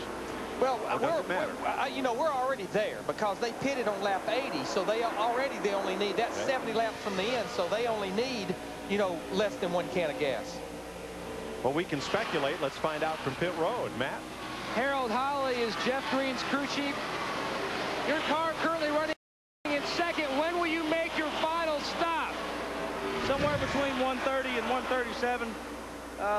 We'll try to stay on pit road just the least amount of time as possible. Jeff's doing an awesome job in the Nesquik Ford Taurus. Pit crew's doing an awesome job today. So I tell you, all those cars in the top 4 right now are pretty evenly matched. So one slip up and you could be leading, or one slip up and you could be running 4. So it's going to be a good race to the end here. 2 tires or a splash of gas? I'm not sure yet. Today. Okay, I'm with Randy Gosh. He's crew chief for Greg Biffle. What are you going to do for pit strategy, Randy? Well, we got to stop for tires and fuel one more time, so we're hoping the caution comes out. Or maybe it won't. We'll stop under green. Okay, let's go to Steve Burns. Dick with Brian Patty. Brian, you're somewhat of a gambler. Tell us about your pit strategy here. If I told you, I told 30,000 other people. It's going to be pretty interesting. I mean, everybody's got to stop around 130. 20 laps to go. A little snug. 2 tires. I don't know. We'll find out. That's why Joe pays me the big bucks. All right, thanks, Brian. Let's go to Jeannie. Well, Jimmy Spencer's crew chief, Mark Reno, has spotting duty, so we'll catch up with his car chief, Johnny Allen. And the question everybody's wondering, your pit strategy here as we go down the stretch. Well, I mean, everybody's got to pit, you know, once again. I've seen some cars on the last caution. They come in and topped off, but I don't think anybody can make it to the end from that caution. I mean, we're probably going to get 2 tires, maybe gas and go. It's hard to say. Just wait and see how it plays out here toward the end, you know. We'll wait and see what everybody else does, too. Nice job tap dancing. We appreciate it, guys. Uh-oh, Spencer's in trouble. Oh, no. Spencer's in trouble. Something happened. The 1 car's gone. The 1 car's gone. Shooting the 60. Telling Jeff Green it's up to he and Biffle because Spencer is no longer a factor. Trouble for Jimmy Spencer. Car still looks like it's running okay. I'm not so sure he didn't just get real loose up off of the corner there. Got the thing sideways and had to check up. Steve, is there a problem? Well, Darrell, you were right. There's not a mechanical problem on that 1 car. He told his crew, he said, I just lost it. And as Mike Joyce said, nobody enjoys racing better because Jimmy Spencer was laughing when he said it. Darrell, you mentioned it early. He's been running that high line. Yeah. You get a little too high, but that loose stuff, it'll get away from you. You can jump the cushion just like on a dirt track. 17th place battle. Hank Jr. up on the high side and former series champ David Green on the bottom as they chase Chad Little and Todd Bodine. Well, Hank Jr., you know, he was a lap down, and when that caution came out, he beat the leaders back to the line, got it back, and now he's having a pretty decent go of it. Got some adjustments on his car, and they've been thrashing it away right here, boys. You know, Darrell, I believe a lot of these guys possibly will do a gas and go. They're about 15 to 20 laps shy. They need about 7 to 8 gallons of fuel. These cans hold 11 gallons. You can dump them in about 7.5 seconds. All they need to do is be there for about 4 to 5 seconds. Boy, I tell you what, I'd sure like to be the only one that did that. Come in and gas and go. Because I believe that lead I'd get, I'd be enough to hang on to. Last week's winner, Mike McLaughlin, his wife Katie. I told you she's going to get more energetic as the race went on. Oh, yeah. He's up to 8th place. And we got 40 laps to go. And 1 more pit stop, which will help determine the way this plays out. You're watching NASCAR on Fox, presented by Napa Auto Parts. Fox welcomes you back Back live, the Auto Club 300 presented by Napa Auto Parts. And tomorrow, NASCAR This Morning on Fox Sports Net gets you going early at 10 Eastern. And then the Napa Auto Parts 500. Jeremy Mayfield, your defending champ. Note the later start, the 2 o'clock Eastern, 11 Pacific, the pre-race show. Bobby Labonte will join us at NASCAR Victory Lane there to wrap things up. A track record, 16 lead changes, 10 different leaders. Greg Biffle, the lead through 76 laps. And Jeff Hammond, how about the strategy of making that next and final pit stop for most, you would think, and what will the strategy be? What would you do? Well, one of the first things I'd be doing is trying to get my guys settled down and let them know for sure this is what we're going to do.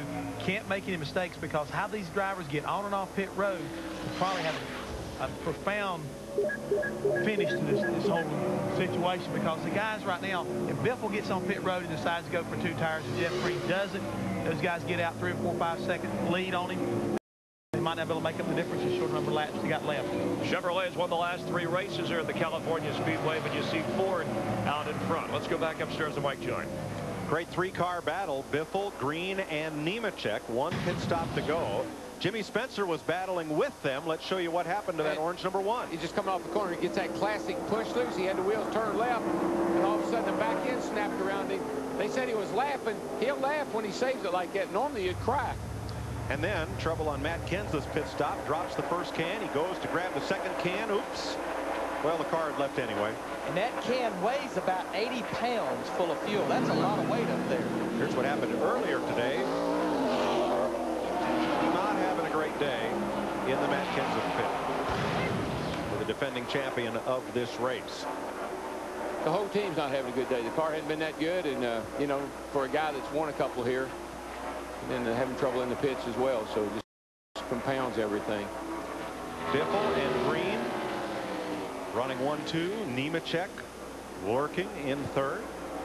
We talked about tomorrow, the 10-car Jeff Green. Remember, he'll be making a start in that Richard Childress Racing 3rd car tomorrow, car number 30. He'll be starting 28th in the Winston Cup race tomorrow. And here comes Green up the outside looking for Biffle.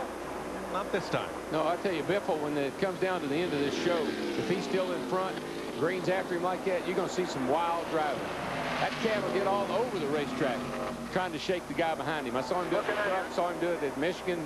Him and Kurt Busch had a whale of a run here last year at this racetrack in the trucks. Green's got a run on the inside. Why these guys are running side by side. Joe Nemechek in that 87, he's getting closer and closer to him. Got to say something about Kevin LePage right there in 4th place, and Spencer's pulled himself back up to 5th. So they're still in the hunt too. That's your quarter. That's your door. Down on the apron, that's not a bad thing. Jeff went down there on purpose, try to run the shortest distance you can down this D-shaped front straightaway. They'll do that a lot. Dive from the top of the straightaway to the bottom. Just try to get the momentum going off into turn 1. Yeah, it's and like right running downhill. And right behind them, here comes Spencer and LePage. All that side-by-side running is going to pull them right to the leaders. Oh, yeah. Whoa, Nemechek way inside. And he had to run on Green, too. Yes, he did. He's going to take the position going into turn 3. Set his sights up there on Greg Biffle in that 60 car. Got to slide. The 87 got by. Got to slide up in front of you there, bud. That's what's called a classic slide job right there.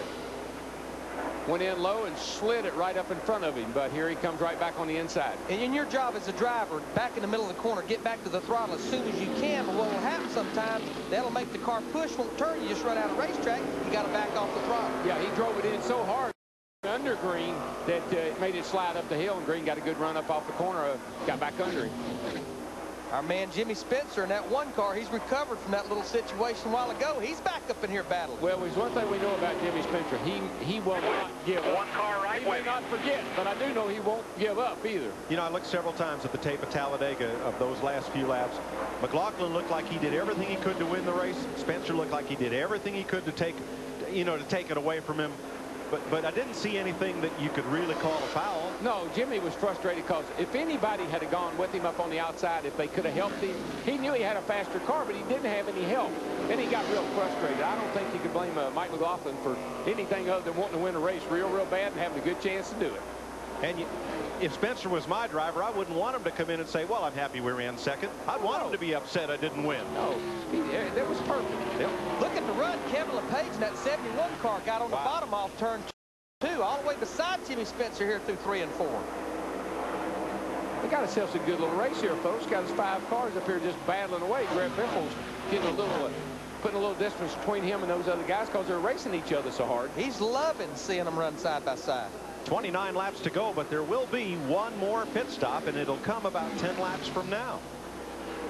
Well, see, the track isn't widened out enough. The groove's right down. You can run down on the bottom, or you can run up on the top, and that makes for great racing. The next car back is Tony Raines. Started outside pole and's had a great run, but he's 4.4 seconds off the lead. There's Raines. Then McLaughlin, the black car, Harvick, the blue car, and then Randy LaJoie. You got it, but Raines is right there. He comes off turn 4 right behind these guys, and I'm telling you, he's in good shape. He's had a great run for a guy that qualified outside pole here. Boy, look what our track temperature's doing. It's went up to 103 degrees. That's definitely going to make these cars slide around more, especially on old tires, and that could be a factor in their decision to change 2 tires or do a gas and go. Well, I think that's why we're seeing people like Spencer and LePage and even Raines and McLaughlin not that far back. Their cars are a lot better now, or at least they have stayed the same. Some of these other guys slowed down a little bit.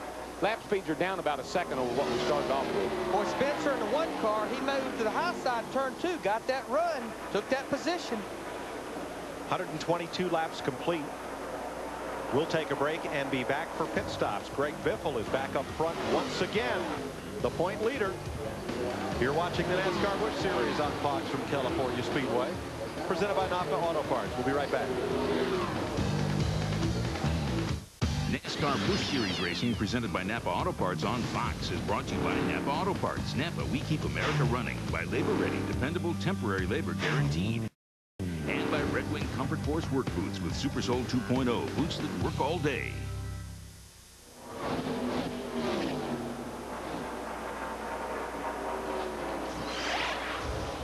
Greg Biffle continues to battle Jimmy Spencer for the lead. One of the race leaders has come to pit road. That would be Kevin LePage, who's made his final pit stop under green. Took 2 tires. Tony Raines also making his pit stop. Looks like 2 tires and a little fuel is going to be the call. Jimmy Spencer, Joe Nemechek, they've come to pit road. Gas and go or 2 tires? Jeannie? Well, guys, there was a great debate over the radio in this pit. 2 tires or what? Crew Chief Mark Reno came on and said, hey, gas and go. Let's gamble. Oh, come on. Although the gas is taking a lot longer than they would have liked. Way too long. They yeah, way too long. Tires. They could have got 2 tires. The gas man didn't plug in. Nemechek wants 4 tires, and that's what he got. No adjustments. 4 tires for Joe Nemechek. Well, that's a big difference in strategy right there. Greg Biffle is in. Dick Berggren.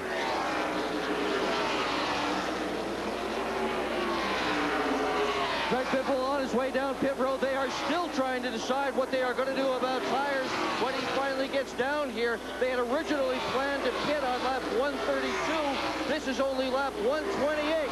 Here he comes, the most important pit stop of the day for the guy who has dominated this race so far. At least 2 tires on the outside. Scott Kurtz from Mark Martin's crew joins this pit crew today. He is changing front tires. In the back, it's Kyle Harvey, and it's going to be a 4-tire pit stop. 4 tires for Greg Biffle. He's going for speed rather than track position. Biffle down and gone. To Steve Burns. And listening to Joe Nemechek talk to Brian Patty, Nemechek was emphatic that he wanted 4. Brian Patty wanted to gamble on 2, but when the 87 came down pit road, he stuck 4 tires, 4 fingers out the window. That's what Joe Nemechek got, 4 tires. Let's not forget that Nemechek is not only the driver, he owns that team. He's so the boss. His vote is the one that counts. 4 tires, I'm going to give you 4 tires to take the rest of the afternoon. All right, now Jeff Green has not pitted, and last week's winner, Mike McLaughlin's up to 2nd. Kevin Harvick is 3rd. Bobby Hamilton Jr. 4th, and Tim Fedewa is 5th, and Elton Sawyer and Jason Keller. None of those cars have yet made their pit stops. So to recap, Spencer took no tires. Raines took 2. LePage took 2. Nemechek and Biffle took 4 tires. Well, I think the The only way 4 tires would work is if you should get a caution. I think it just puts you too far behind. But Jimmy Spencer and those guys, they could have changed 2 tires while they were sitting there waiting on fuel. That would, to me, that's the right call. Just take fuel. But it took him too long. Man, the guy didn't wait. The car stopped before he ever plugged in. He should have been kind of being on the move with the car plugged in before it ever stopped rolling. Folks, I think one way or another, we're seeing one of those classic days where the pit crew can win the race. Chad Little is in. Jeff Green's really stretching it out. He's going to take it right to the limit. Could go, we're hearing 4 more laps. What you give him, if he takes 2 and a little fuel, he could be in and out of there pretty quick and gives him pretty fresh right sides to finish the race up on. His lead is 6 seconds on McLaughlin and Harvick.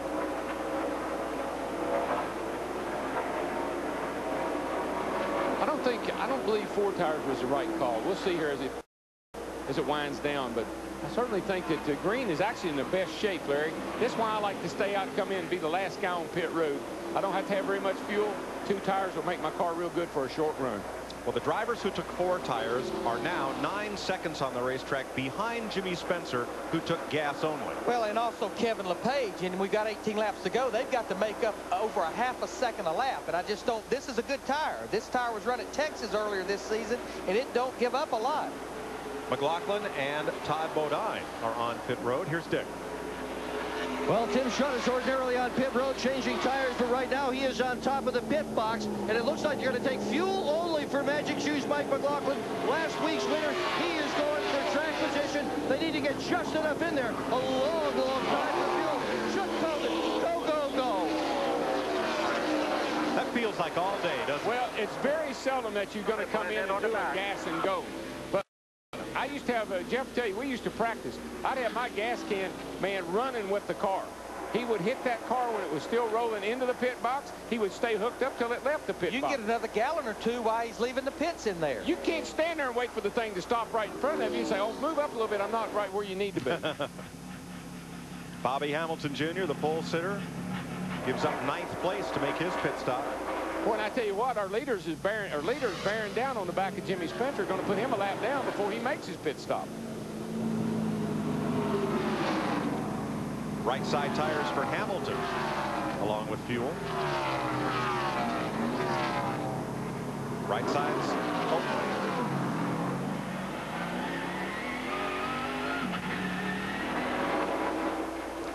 I just got to believe Jeff Green. These guys, they don't need to stretch it and run out of fuel. They need to get in the pits. Most everybody's pit, especially if they're thinking about changing 2 tires, go ahead and take advantage. But I got to believe this late in the race, 16 laps to go, they're going to look at a gas and go. Yeah. He's and that coming this time. No, he's going to go 1 more lap. I believe he'd really like to put Jimmy Spencer a lap down just in case the caution flew on this next lap. Because he knows that's a fast car. Right now, should the caution come out, he would have only 9 cars he would have to contend with on the lead lap. The edges past Spencer. He's going to make a run outside on you. He's going to make a run outside. He's outside of you. And Spencer comes right back after him, as we expect Green to peel off and turn 3 and come to pit lane. Let's see. 500, 4,500. Here he comes. He's going to come this time, 4,500. And that equals 55 miles per hour on pit road. That's the pit road speed. That's the only way they can tell is by their tachometer. And he really brings it down to this line right here. He's coming in hot. Now he slows it right down to 55-second gear. This will give Kevin Harvick the lead if Harvick stays on the racetrack. Matt? The leader, Jeff Green, is on pit road. They discussed it back and forth, whether to go 2 tires and gas or just gas only. The call now is going to be gas only. They feel like they only need about 3/4 of that 88-pound can of fuel. As Mike Armstrong puts the big can up, topping this car off, he gets the call to go. Jeff Green is down and away. 6.2 seconds. He had a 6.8 lead before he hit pit road. That's how it's supposed to be done right there. That's the right amount.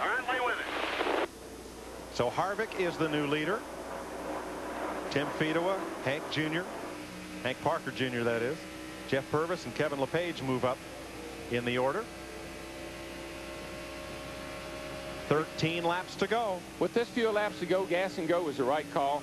And just have to really have your gas last man on top of his game. He's got to be ready to go. More lead changes today than any race this season. We had 17 at Las Vegas. We've had 18 today. Well, we got a lot of good cars up here racing for the win, and the strategy has turned out to be the difference. There goes Green across the line now. Well, the old adage is you can't win the race in the pits, but you can lose it in the pits. That's being disproven today. Yeah. This racetrack here, fuel mileage, as we've talked about time and time again, has always been a factor at this racetrack. All right, here's the 10 car, Jeff Green. He's in 5th position. He's the first car out there that has been on pit road. The first 4 cars, Harvick, Parker Jr., Purvis, and Fiedler, they have not pitted. So when they do pit, Jeff Green right now will be the leader. Now, Green is only 1.2 seconds ahead of Kevin LePage, who got 2 tires, who's ahead of Jimmy Spencer, who got none, who's ahead of Tony Raines, who got 2, who are ahead of Biffle and Nemechek, who got 4 tires. So there is Harvick, the front runner. Parker, Purvis have yet to make their pit stops. Now, Purvis will be, I think, one of the last cars to pit because he came in and topped off on lap 88 with 62 laps to go. He still cannot go the distance. Not unless he has a tow rope. I don't know. It always makes me nervous when they tell me somebody can't make it. That always makes me nervous. I say, are you sure he can't make it? Because I know I've made it before and surprised people. And right now, Purvis is in the catbird seat if he could make it.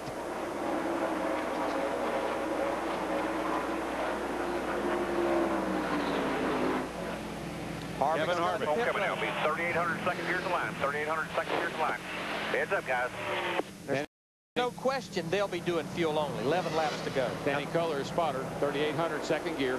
3,800 compared to Jeff Green, for what 4,500 indicates they're running a much different, at least second gear, if not rear gear, in that car. That would be the difference. Huge difference.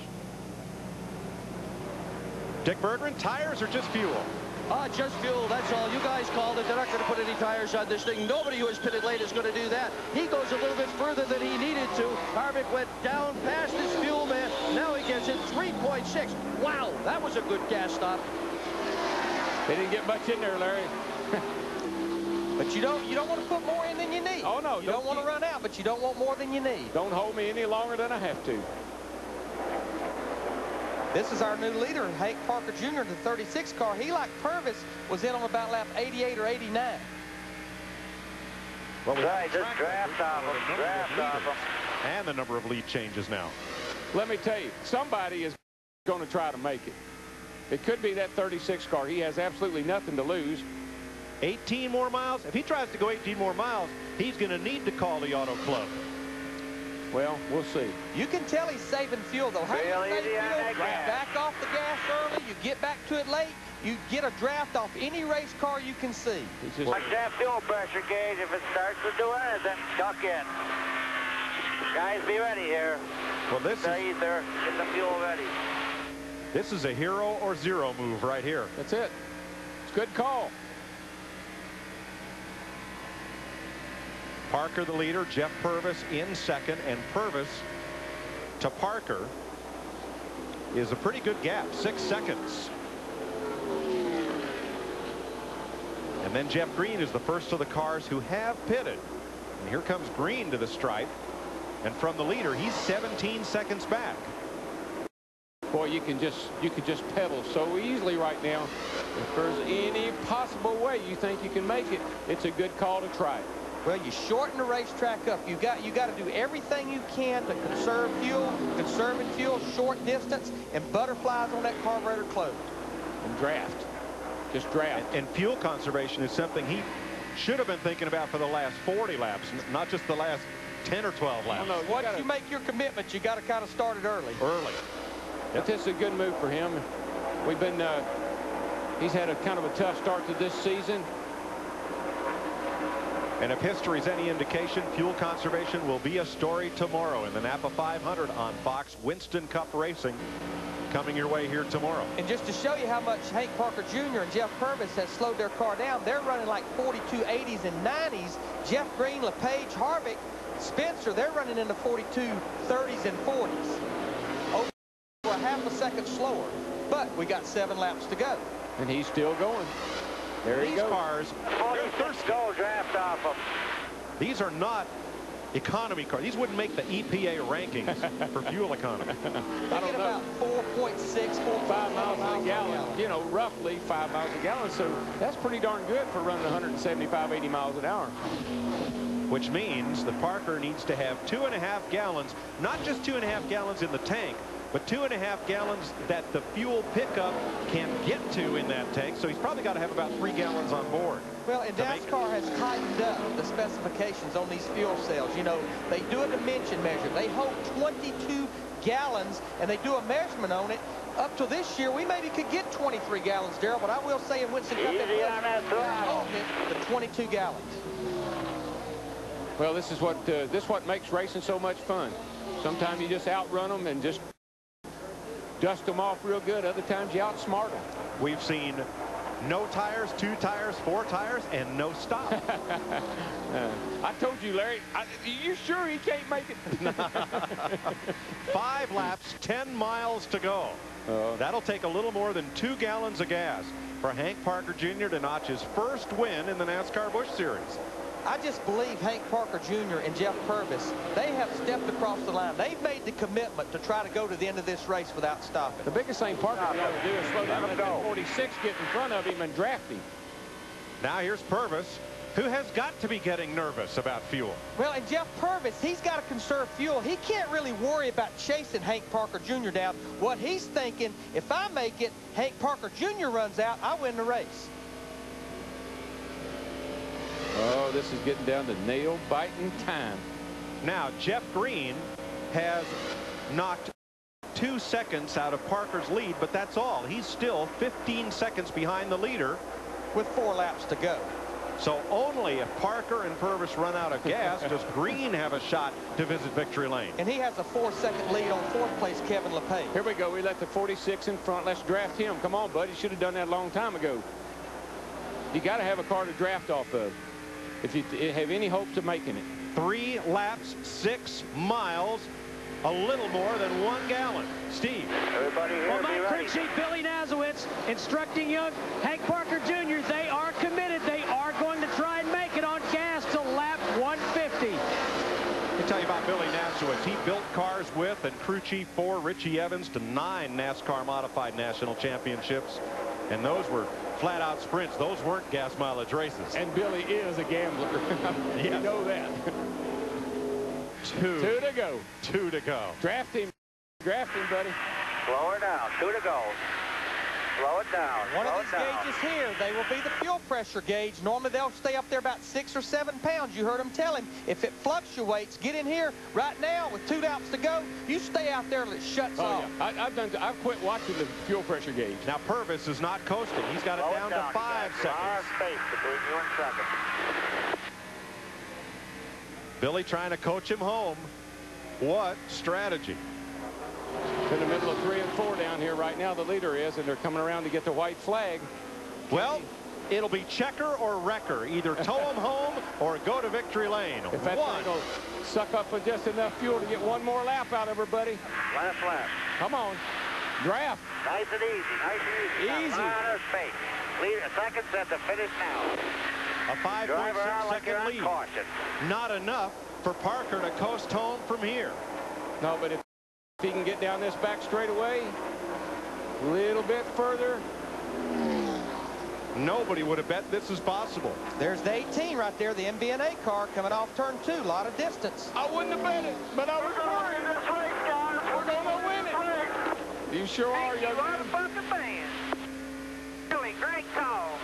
Now he can coast home and win it.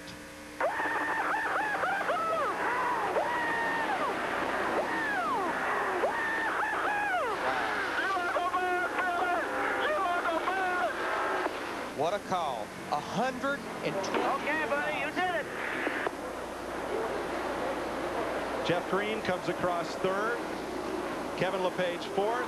Harvick 5th. Biffle 6th. Spencer, Rain, and Nemechek. Who would have believed it? I wouldn't have. We'll be right back. I thought it.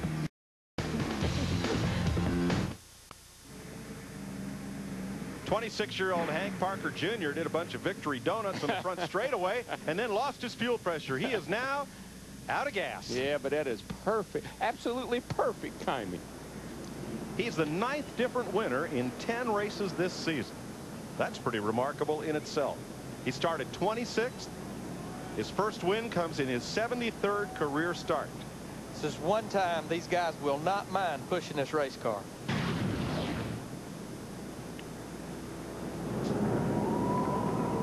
I heard his spotter or his crew chief one time, we're going to have to give you some practice at donuts, son.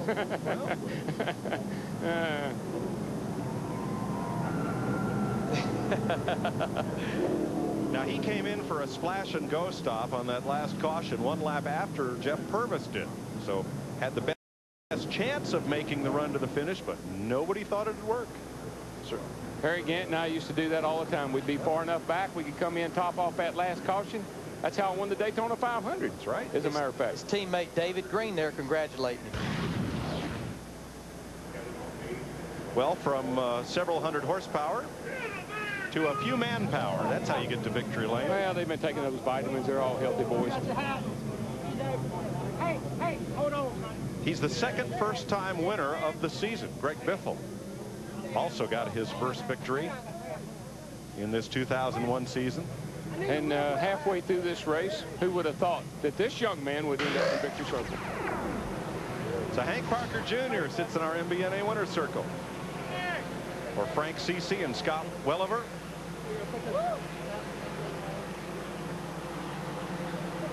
And some great strategy by crew chief Billy Nasowitz.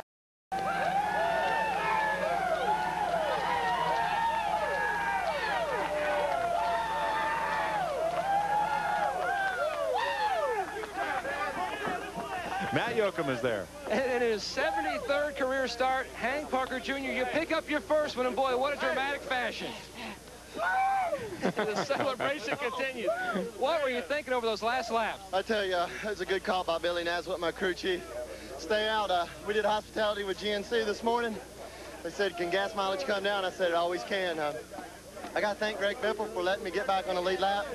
We didn't have the best pit stop, and you know, I moved up to the outside and found me a fast way to get around the racetrack, and I could run halfway decent. Woo! That never felt so good in my life, but it's been a long time coming. I've wanted to win one of these races a long time. Happy to do it for GNC. I want to thank GNC, Auto Vent Shade, Ultimate TV, all those guys. I want to thank the Lord.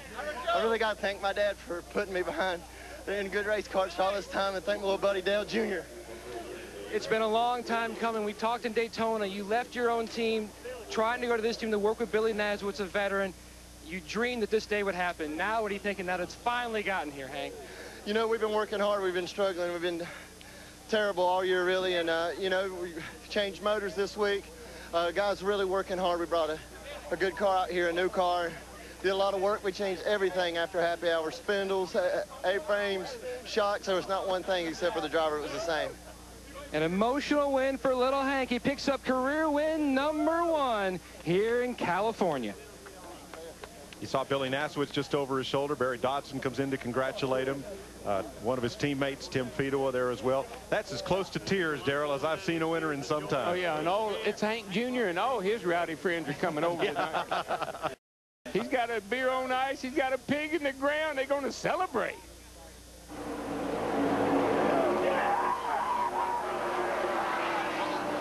Here's the bunch that's going to really celebrate. I think that's half excitement and half relief.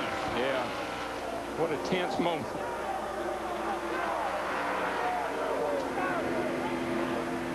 Thanks for the flag.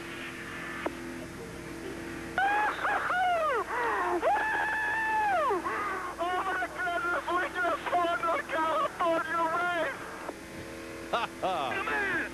You've got to love a first-time winner. We'll have more from California Speedway after this.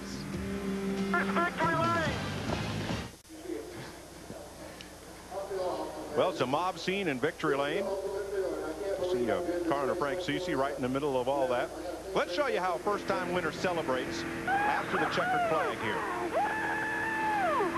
Oh my goodness, we just won the California race.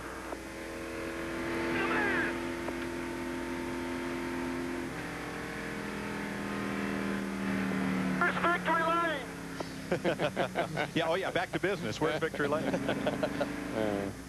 want to come out, push your ass around back to here if you want to do some Stony Nutty.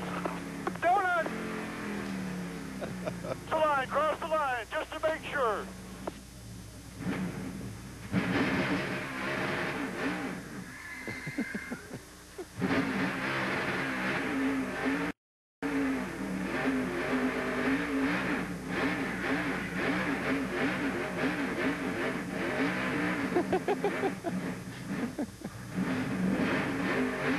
We're gonna have to give you some practice there, son. I'm out of gas. I'm out of gas. Come down pit road. All right, out of gas. Put up your toys and come on home to Victory Lane. Well, the other fellow who stretched the fuel mileage and made it all the way to second place, Jeff Purvis, is with Jeannie. Absolutely, Mike. What, about an hour flight to Vegas from here? So another gambling man I'm standing with. But, Jeff, what were you thinking when you decided to not gas and go, no tires, and they said go the distance? Well, Doug Richards said, you know, we figured early on today that this might be a gas mileage deal, so we kind of set our pace for that. And, you know, we saw early on that we were just a little bit too tight to the center of the corner, so we had to slow down and try to race the gas mileage. And, you know, it's a good day for NBNA and Joe Gibbs Racing. And I think Mike came out 10th, we came out 2nd, so altogether a good day. You can be honest, though, were you sweating it just the littlest bit? No, Doug said I was going to make it, so I wasn't worried about it. All right, fair enough. Steve? Thanks, Jeannie, with defending series champion Jeff Green, who finished 3rd. Tell us about your day, Jeff. It was awesome, Steve. We just worked our Nesquik forward up through there and just took our time. And there at the end, we got it really good, or halfway through, we got it really good. Had great pit stops, and Harold and the guys made adjustments that made the thing good at the end. Can't believe those guys went all the way on fuel, but we, you know, in this sport, the fastest car always doesn't win. So I'm thankful for the good Lord for a good, safe day, and Nesquik and Tow House and everybody helps our team. This is an awesome team, and I'm proud to be a part of it. And we gained points today, so that's what it's supposed to be about. And if we can't win, we want to be the best we can, and that's 3rd was today. Now, Jeff, we documented the fact that Bobby Hamilton Jr. stole your bunny before the race. Was that crucial to the outcome? Well, actually, he won the pole. So the Nesquik gave him a bunny for the pole. So he come over there and rubbed it on my car, tried to get all my luck from me, but I wasn't giving it to him. It was a good day. I think it was a great race for the fans, and that's what we're here for. So if they're happy, we're happy, and hopefully they can buy some Nesquik tomorrow. Thanks, Jeff. Let's go to Dick Berggren. Kevin LePage finished in 4th spot today. Best finish of the year in both divisions he is attempting to race in. Gas and 2 tires on the last stop. Was that the right call for your team? That was the only call for the ballpark, State Fair brand Ford. Richard Lasser made the call, and he says, you know, we got to get tires. It'll take just as long to put gas in as it is put your right side tires on it. And, you know, I took off, and I was running pretty good lap times. And next thing you know, a 10 car came out of the pits, and I was like, okay, let's try to run him down. I wasn't gaining on him much. He wasn't gaining far on me, but I couldn't catch him. So I said, well, we're going to finish 2nd today. Next thing you know, we finished 4th. And don't ask me how that Chevrolet and Pontiac did. They may be a lot less draggy than us or whatever, but my hat's off to Cosworth. This is probably their best finish of the year. The engine ran flawlessly all day long. And, you know, I'm just really happy that I'm here today. And disappointed I'm not here tomorrow with the Kodak team, but, you know, Richmond's just 7 days away, and we'll get them next week. Part of the big smile is he not only drives the car, gets the driver's cut, he owns the car. He gets it all. To Matt Yoakum. Well, the celebration continues here in Victory Lane. Dick, Billy Nazwitz, the veteran crew chief. Billy, how close were you on the figures? Too close, I don't even want to know. It made it, and, you know, we really, last 40 laps, really, after that last stop, I told him, look, you know, we talked about it this morning. I said, if we got any kind of a shot, let's go for it, because we've been struggling all year. And I was thinking of that, and I said, okay, here's our shot. Within about a lap and a half of making it, so I just said, we'll go for it. Let's draft off anything we can and be real easy on the throttle, treat it like an egg, and we made it. We've talked over the past few weeks about how frustrating this season has been for you, Little Hank, and this team. How special is it to win now after the year that you've had? Oh, it's always special to win, and you know, this is a high-profile team, and a lot of expectations out of it. GNC has been great with us. They've stuck with us. I hope now that they'll be a little happier with us, and all them people out there in corporate America and GNC. Here's one for you, and I just hope it's not the last, and better things will come. A big, big, big win. That it was. for Hank Parker Jr. The next 3 weeks of the NASCAR Busch Series will be seen on our cable partner FX. We'll be at Richmond, Virginia, Friday night, 7:30 Eastern. Loudon, New Hampshire International Speedway, Mother's Day weekend, Saturday. And Nazareth, Pennsylvania, the following Sunday, May 20th. All those races will be seen on FX. We'll be back with the order of finish from today's 300-miler in California.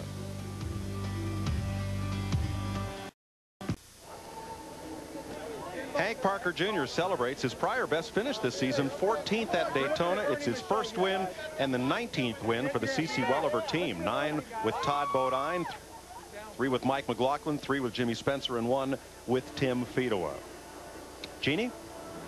Well, just chatting with Greg Biffle, who's doing a post-mortem, if you will, trying to figure this mess all out, because you said the car was great. So let's talk about that last stop. 4 tires and fuel. Good decision now as you look back? Probably not the best decision, but, you know, you can never tell. Really, we had the opportunity to see what everybody else did, and that's maybe what we should have done, but I never second-guessed the crew chief, because I did for a whole year, and he was always right. We won a championship, so I leave it in Randy Goss's hands. I just drive the car, and the Granger Ford was awesome today. Great pit stops, and boy, I'm excited we run real well out here in California. How good was this car? Because you won this race. Maybe if you change some of the strategy there, I'm not trying to pin this on anybody, but I'm just trying to get to the bottom of how good this car was, because you led so many laps.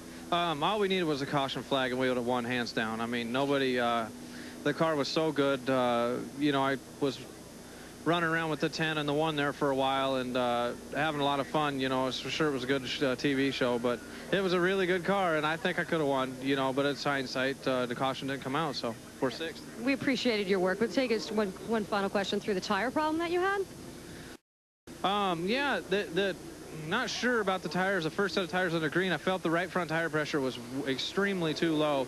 I felt the sidewall of the tire curl under when I went into the corner of the first turn, and it made me nervous. I thought the tire was flat, and it kept kind of hunting around with the nose when I'd enter the corner like it had a low right front tire for at least 20 laps before it built pressure. So we brought that up, and then it was good for the rest of the day. All right, thanks for the time. Dick Bergman? For Jimmy Spencer. Jimmy is behind the wheel of his Winston Cup car, ready to go out and run some laps to try to get ready for tomorrow's race that you'll see on Fox. All you needed was a little bit better gas mileage today. What happened?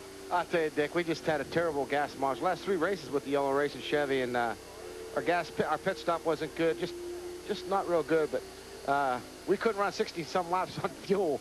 But, you know, I think we could have won the race if a caution would have fell right and stuff, but you know, we come out of there with another top 10, and the car ran really well today. Mark and Johnny and the guys did a great job. I tipped my hat off to them.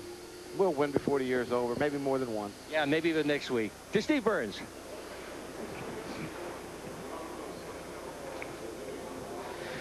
We'll take a lot of drivers back here in the garage area, happy to come out of here with what they did, because as Larry McReynolds said when the race started, this is a race where you have to do everything right. Good package, good pit crew, good everything. And as it was, Hank Parker Jr. won the race. Let's go to Mike Joy. Yeah, good strategy was certainly a factor in winning this race today. The average speed, a record 155.5 miles an hour. Parker started 26th, the furthest back a winner has started since last April at Talladega. For our top 2 guys in points, Kevin Harvick in 5th and Greg Biffle, who come in here with a points lead, finishing 6th. Back through the top 20. Matt Kenseth, 20th, had an average finish in 4 races here of 2nd. Dropped off a little bit today. Oh, he did. 15 cars finished on the lead lap at California today. Winston Cup racing here tomorrow. 500 miles. Poor old Kenny Wallace back in 38th. Had engine failure today. And the cars that filled out the field and took the green flag at California Speedway today. Well, Greg Biffle came in here leading the points and still does. He still leads Kevin Harvick by 3 points. That's 3 not points much. after 10 races. And 9 different winners in 10 races. Wow. I mean, you couldn't have written a script for this race. Face it, Greg Biffle, he kind of stunk it up at the first of the show. He took off, he got a 6-second lead, and then it all came down to strategy. I love it when those cautions fall where this old boy right here says, oh, I don't know, can you make it? No, I don't think you can make it. Nobody can make it. Then somebody does make it, and those are the kind I like to win. Those kind when they said, how did he do that? Darrell had the best line of the day. I always get nervous when somebody says, you can't You can't make it. I told you they couldn't make it, but I was wrong. To Chris Myers. Yeah, and Jeff Hammond was shaking his head when we heard that as well. Important to note, Greg Biffle, the points leader the last 4 years, the Busch points leader as we left California, went on to win the championship overall. But let's talk about Hank Parker Jr., his father, the pro fishing legend. He actually drove, Junior did for his father, and his father is still active with his son. A lot of times you'll catch Hank Parker Sr. up there coaching his son, watching him during the course of the race. Very involved with his son. He really believes he can make a race car driver. Today, he proved it. Interesting that he said he had trouble finding victory lane. Well, he found it for the first time in 73 races. But with about 30 laps to go, Jeff, there were 5 cars. You said, hey, this looks like a 5-car race. And Hank Parker Jr. wasn't one of those in that group. Well, this goes to show you right now, Chris, that you can't ever count anybody out. If you're in a lead lap at a Winston Cup or a Busch race, you've got to be considered a potential winner. Today, Hank Parker and even, Jeff Purvis had an outside shot of making a first-time win today. 19 lead changes, the most at a Busch race this year, and a track record 12 different leaders, as we only had 2 caution flags. And the day began as we will recap what happened today. But first, this reminder, tomorrow, NASCAR this morning on Fox Sports Net, and then the Napa Auto Parts 500. Again, Jeremy Mayfield, your defending champ. Our pre-race show beginning, note the time, 2 Eastern, 11 Pacific. Bobby Labonte will join us, and Jeff and Jeff Hammond with Hugh Hefner, showing you some of the beauty in Southern California. And NASCAR Victory Lane wraps up things on the Fox Sports Net, so you won't want to miss it. The 10th race of the season, and Fontana producing an exciting finish. Who would have figured in California, guessing right on gas mileage? Actually, Hank Parker Jr. running out of gas after he won, when he was celebrating with his donut. And Bobby Hamilton Jr., when the day started, borrowed the Nesquik Rabbit, actually kind of wrestled it away from Jeff Green, hoping for some good luck. And it didn't necessarily pan out, but he gave it a good ride. Greg Biffle, who came in as the points leader and left the points lead, led for much of the race. The pit crews, quite an adventurous run. Hank Parker Jr., though,